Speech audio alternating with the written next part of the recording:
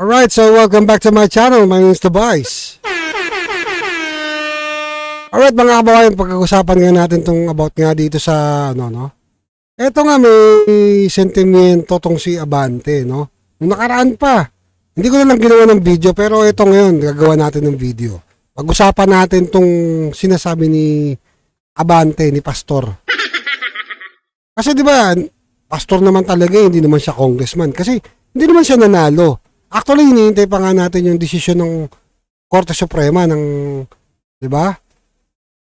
Ng SC. Kaya ito, anin lang muna natin ito. Yan. Ito sinasabi ni Abante. Di ba? Abante, hinamon si Isko sa flood control. Prove na unahin ang distrito mo. Unahin ang distrito mo sa distrito ko. Isip ko lang ha. O, yan. Lakayan natin konti. Na ano ko pag di ko nababasa na maayos eh. Ayan mga kababayan. Yan. Unahin mo distrito ko. Ayan sabi ni Abante. Ayan o. I'm all for that. Na dapat talaga imbestigahan. Yan. Kung nais niya na unahin niya yung distrito ko. Just to find out. Uy, wow! Ang tapang ni Abante. Grabe yan, ang tapang ni Abante, no?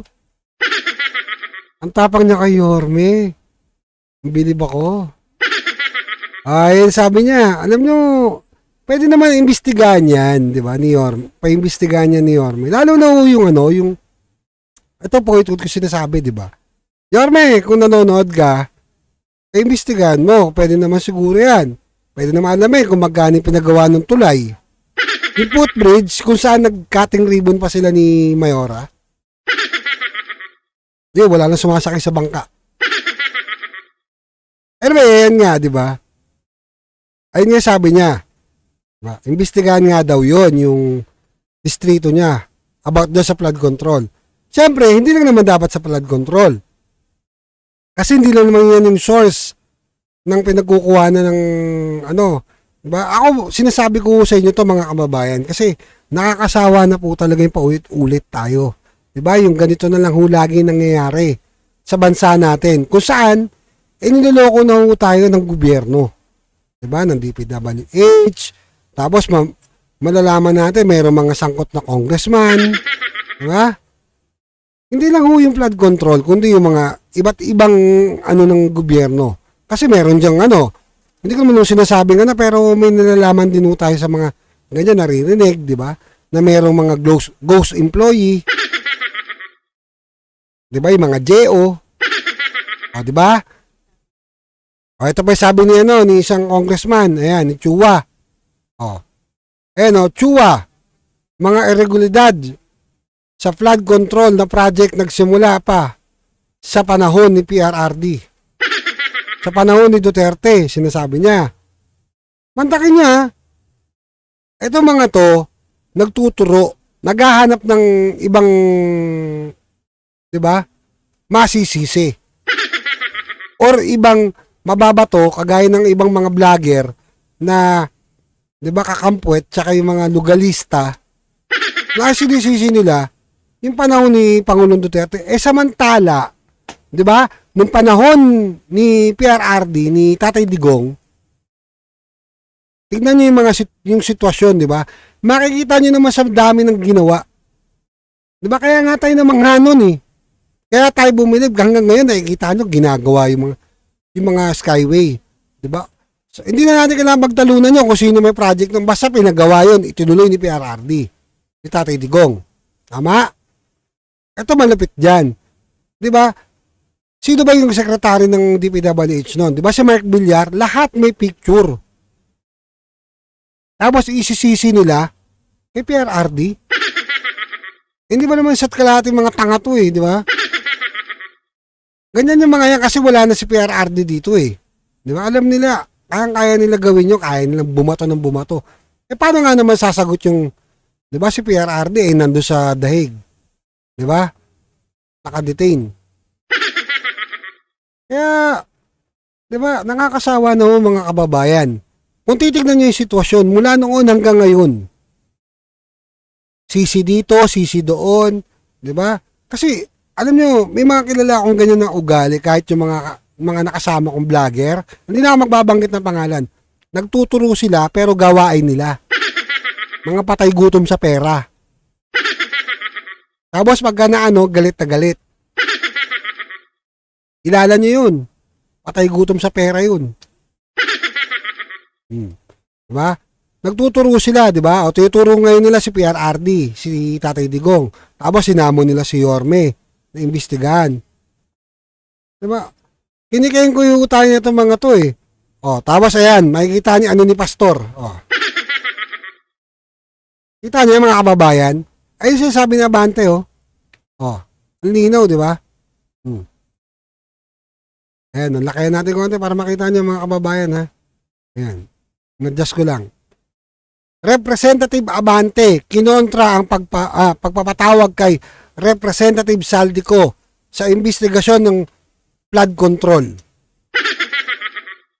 O ba't ang tapang-tapang mo nung Tapos ngayon, yung flood control na iimbestigahan si Saldico, ayaw mong gawin. Bakit? May something. Baka may kinalaman ka dyan. O part ka nyan. Ng mga business niya. Nagtatanong lang ako ha. Ha? Tanong lang yon. Baka mag-react kayo. Diba? Kasi nakakapagtaka ko eh. Naghahamon siya tapos eto si Chua nagtuturo ng kung kani-kanino. Tapos ngayon si Saldico na iimbestigahan. Kinokontra. Alam nyo kasi dapat po talaga mangyari ang pagpapatawag ko sa Senado. Hindi ko doon sa loob ng kamera. Kasi kung iimbestigahan mo amo mo, mahirap yun. Diba sabi nga ni BP Inday, kung may hawak ng budget ng Pilipinas, walang iba kundi silang dalawa. Si Bonjing tsaka si Saldi. Tandaan niyo mga kababayan ha. Ang tawag nga nila dyan, boss. Tawag nila kay Bonjing, di ba? Kay Tambaloslos. Oh. Tapos, isisisi nyo kay Tatay Digong. Oh. Sino ba may budget nung nagsimula yung 2022? Di ba? Ayan oh. Liwanag oh. Budget for flood control. GAA. Ito yung sinasabi ni Kati Binag. Matagal nang binabanggit niya, kahit tayo binanggit natin yan. Ibang vlogger binanggit yan. Di ba? Yung budget, di ba? Kung ano sinisingit doon sa GAA. Tama mali. Di ba? Nangyari. Ayan oh, 1.2 trillion oh. Ang laki ng budget. Tapos yung mga budget sa PhilHealth, binawasan. Budget sa education nung si BP Inday na ang DepEd Secretary, binawasan. Nung una malaki, oo.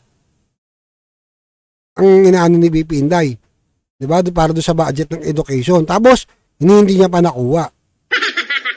Tapos may mga congressman, sabi ni BP Inday, na tumatawag sa kanya. 'Di ba? Na humihingi ng komisyon. Pucha, may tax na tayong binabayaran, may tax pa rin kay do sa budget na ilalaan para sa edukasyon. Diba? Kayo umusga mga kababayan. Kung ano po talaga nangyayari sa bansa natin. Kasi nakakapagod naman mga kababayan. Biruin nyo, di ba? Nag-hearing. Kinausap ni Senator Jingo Estrada. Di ba si Diskaya. Di ba? Ate Sara pa nga eh. Ang tawag dyan, Ate Sara. Kahit ako nung nagulat, kala ko si Inday eh. Si BP Inday, Ate Sara daw eh. Kala ko si Sara Diskaya pala. Ang galing, di ba? Tapos, ang sabi niya, tigil na natin yung korupsyon. Bantakin mo ngayon ha. Ngayong araw, gusto siya imbestigahan ng BOC. Di ba? Bureau of Custom. Noong nakaraan sa video with Julius Babaw, ang kwento niya 40 plus. 48 yata, 40. Basta mga ganun. Tapos nang in-interview siya ni Jingo Estrada, 28. Tapos sa pinuntahan ngayon ng Bureau of Custom, 2 lang yung sasakyan na tagpuan. Gusto malaman kung dumaan sa masusing di ba? Dumaan sa tamang proseso. Bakit magtatago? Nawala yung mga sasakyan. Wow! O kayo na umusga. Diba? Kasi mga kababayan, makinig ko kayo maigi. Ito marami pong gumagawa ng video ngayon na mga, alam naman ho natin, na inililigaw ho tayo. Inililigaw ho yung taong bayan. At meron naman mga tatanga-tanga na naniniwala. Hanap doon sa 120 million confidential funds. Ito, bilyon-bilyon na nawawala, oh. Ang daming ghost project. Diba? Saan napunta? Hindi po dapat ganun lang yun. Na may nabasa kasi ako, sabi, hindi ka ba tapos dyan? Sa na yan, flood control na yan? Nung nakaraan yun, nabasa ko lang. Nag-comment sa akin. Ngayon, biglang lumabas, pumutok lalo. Tapos binabasa na naman ako comment, sabi, 2026 budget, 2020, na yung pinag-uusapang budget? 2025. Mga nakaraan pa yan.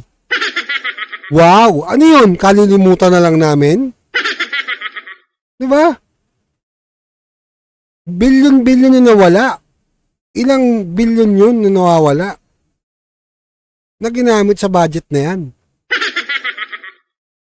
Tapos tayo nagkakanta baon-baon sa utang tong bansang to. Ano, ganun-ganun na lang? Walang mananagot? Hindi pwede. Diba? Kasi, bantakin nyo tignan nyo yung senaryo Ang isang opisyal ng gobyerno, pag nagnakaw at nasukol, pinagre-resign lang. Okay ba yun? Magre-resign ka lang? Ito, pakita ko sa inyo Ay, wala pala yung video, sayang. Hindi pwede magre-resign ka lang. Kailangan managot ka. Kailangan imbestigahan ka din. Diba? Hindi pwedeng ganun. Kasi ganun na lang ginagawa Diba? Nakakabwisit na yung ganung senaryo. Kung tutuusin. Magre-resign ka lang? So, kunin ko lang yung picture mga kababayan para makita ninyo.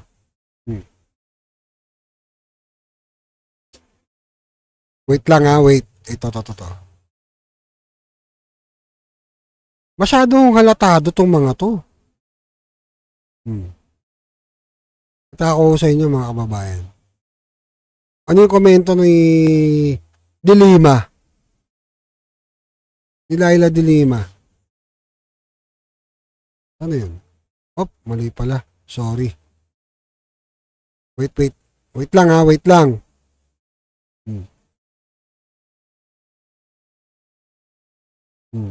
Ayan.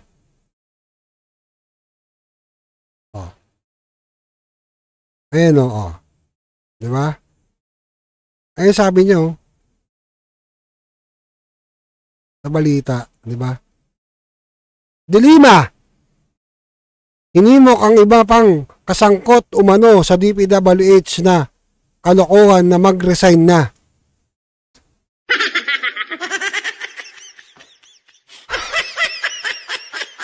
My goodness. Magre-resign lang? Pwede ba yung resign lang? Diba? Di sana lahat ng nasa gobyerno, diba? Kung gusto mong yumaman, diba? Pasok ka sa gobyerno, magnakaw ka, pag nasukol ka, magre-resign ka lang. Kaya nga, ang ko dito mga kababayan tama yung panukala nung isang mambabatas. Tsaka yung gustong mangyari ni Atty. Vic Rodriguez. Diba? Point-out natin sinasabi na dapat, diba? Death penalty. Diba? Dapat death penalty. Kung tutuusin, dapat death penalty. Diba? Kasi hindi naman ho yan ano eh. Pera ho yung pinag-uusapan dyan. Tapos ang gusto nila mangyari, ano lang? Di ba? Ano yung magre-resign na lang? Oh, ito pa isa.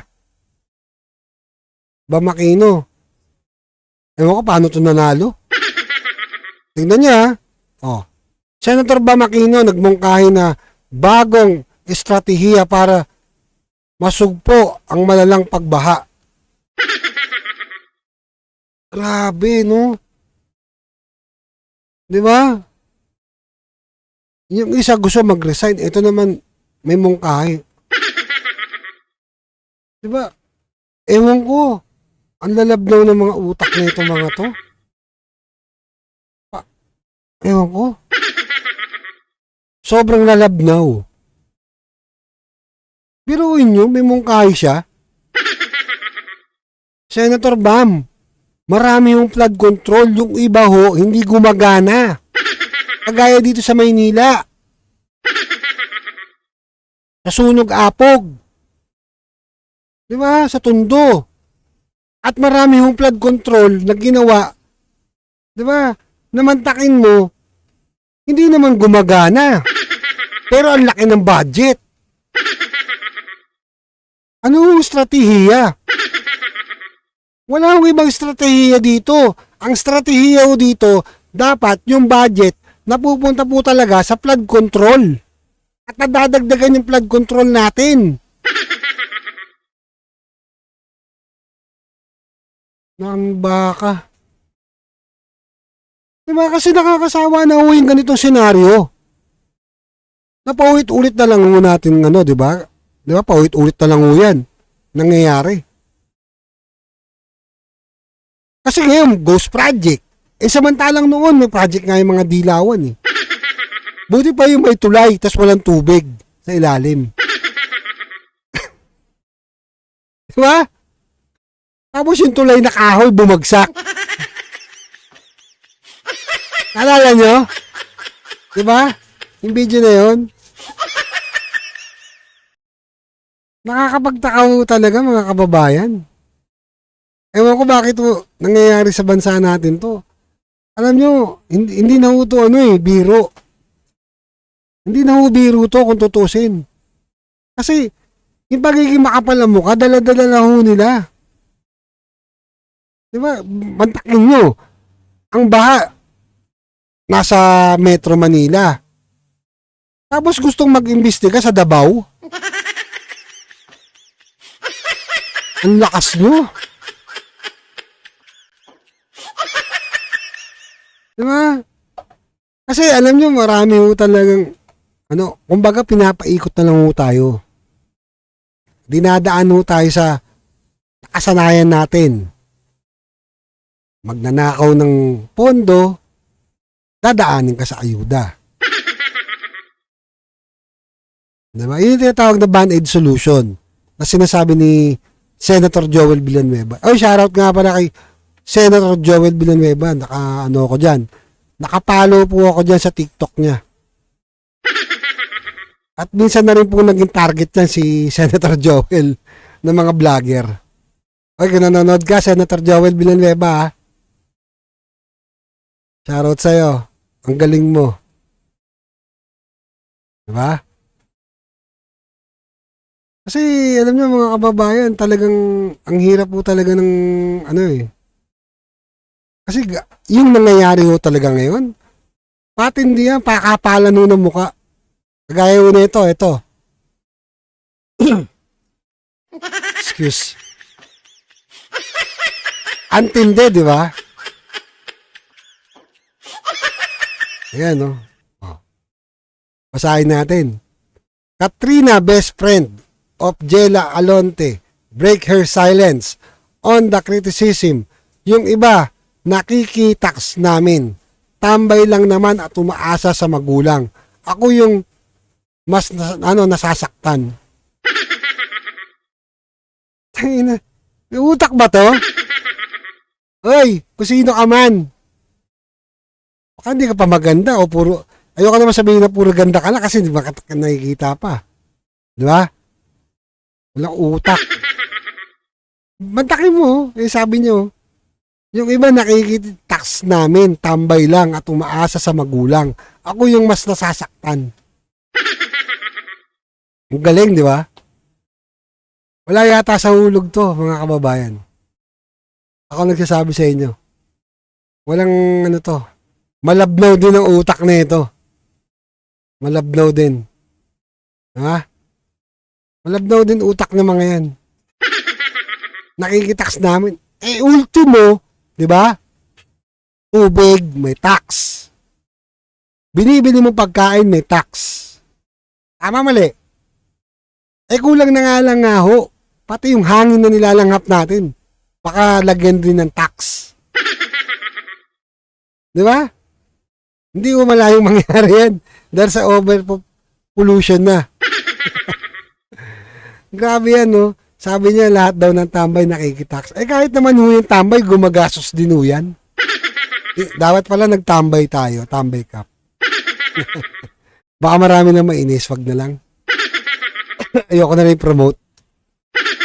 Hindi naman kami close. Diba? Ayun lang o mga kababayan. Kung titignan niyo yung sitwasyon. Diba? Kasi, akin nyo, nakikitax daw kayo. Tambay lang naman daw kayo. Grabe, no? Isipin nyo, ganun sila mag-isip. Grabe sila mag-isip. Diba? Tapos ituturo nila kay Tatay Digong. Diba? Yung kay Diskaya. 2016 pa daw nagsimula. Hindi nga kilala ni Tatay Digong eh. Tapos ibibintang ninyo.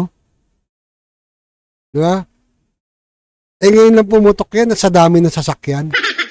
Baka malamang noon, hindi naman natin inaalis sa sabi ni Diskaya eh. Pwedeng, diba? Wordplay. Diba? Nilalaro lang. Nagtuturo. Diba? Kahit wala naman. Sino ba presidente ngayon? Sino ba pumirma doon sa mga budget? Tapos nagtataka si Marcos. Si Marcos Jr. Siya pumirma doon. Tama, mali. Tapos sinugunda. Diba? Ang nagpost niyan yung mga kongresista. Pinirmahan ni Marcos.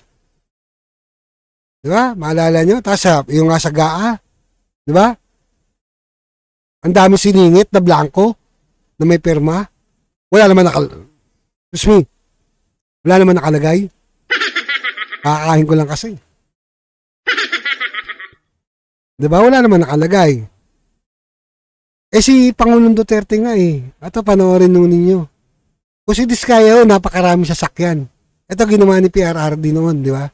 Makakalimutan ba natin to? Nilunok mong lahat, hindi nakira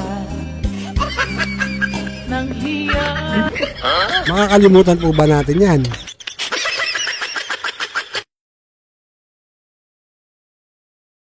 Diba?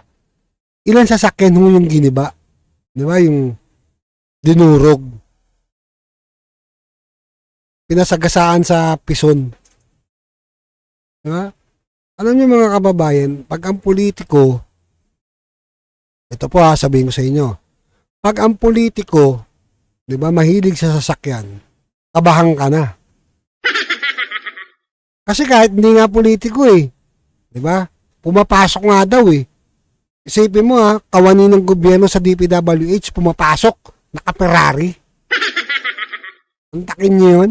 Samantalang dito, ilang mamahaling sasakyan yung dinurog ni PRRD.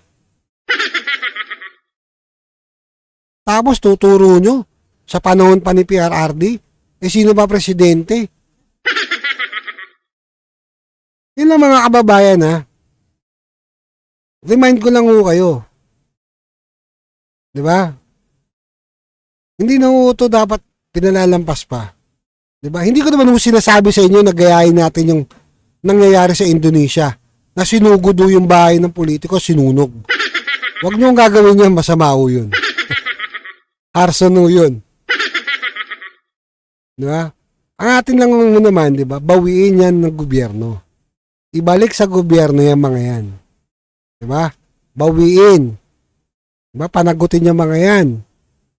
Hanggat maaari nga, kung pwedeng i-firing squad yan, firing squad yun eh. Kaso wala tayong batas sa ganun eh. Kulong lang talaga eh. Kasi, kahit anong hearing mong gagawin ng mga to, diba? Kung wala akong mananagot, wala akong mangyayari. Ayun lang yun. Tandaan niyo yan, mga kababayan. At hindi lang usapin sa flood control. Diba? Yung may mga nawawalang pera o nakukurakot. Diba? Nandyan din yung sa mga diba? Sa cat's eye nga eh. 1,000 pero ang presyo, 10,000. Hindi lang yan. Diba? Yung pag-aayos ng kalsada na substandard. Mga tawiran, diba? Yung mga kalsada, mga tulay, diba? Yung mga ghost employee, ng mga politiko, marami diba?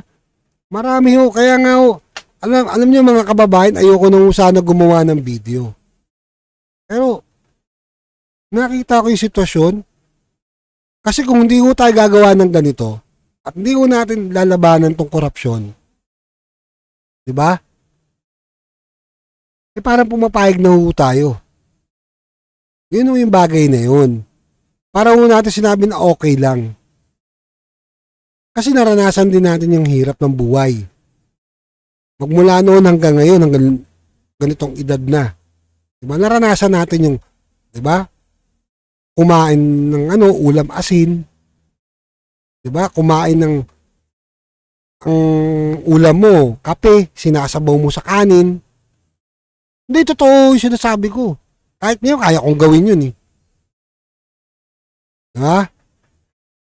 Basta mainit yung kanin tapos lalagay mo asin. Kaya ko subo yun. Kaya ko ubusin yung isang ganun na plato. Ha? Yun yung atin. Diba? Sana naman mga kababayan, mapagod na kayo. Diba? At wag tayo magpapadala doon sa mga nililihis lang at ginagawa ng kwento. Ginagawa ng kwento, nililihis, nagtuturo ng kung kani-kanino.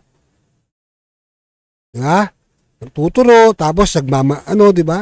Tapos pag tignan mo sa account, troll, maging mapagmasido tayo. Kasi, marami yung nadadala sa ganun. Lalo na yung mga low IQ. Low IQ na nga yung gumawa, low IQ pa yung sumusunod. Kumbaga, sa sinasabi ko, malabnaw na yung gumawa nun, malabnaw din yung sumusunod. Malabnaw yung utak. Alright, so yun lang naman mga kababayan. Don't forget to like and follow sa ating mga YouTube channel and sa ating mga platform gaya ng Facebook, TikTok, and YouTube. No? Maraming salamat sa lahat ng ating mga bagong followers sa Facebook. Okay guys, follow nyo po pala yung page ko. Kasi mas marami yung nagpa-follow dun sa personal account ko.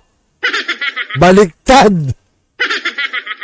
Sa TikTok ko, marami rin yung nagpa-follow. So yun, maraming salamat. No? Don't forget to like din ang ating subscribe sa ating YouTube channel. Alright? So ingat kayo lahat at hanggang sa muli. No? At di ko natin titigilan tong mga to. Diba? Tayo ilalaban para sa bayan at labanan itong korupsyon. No? Alright, ingat kayo.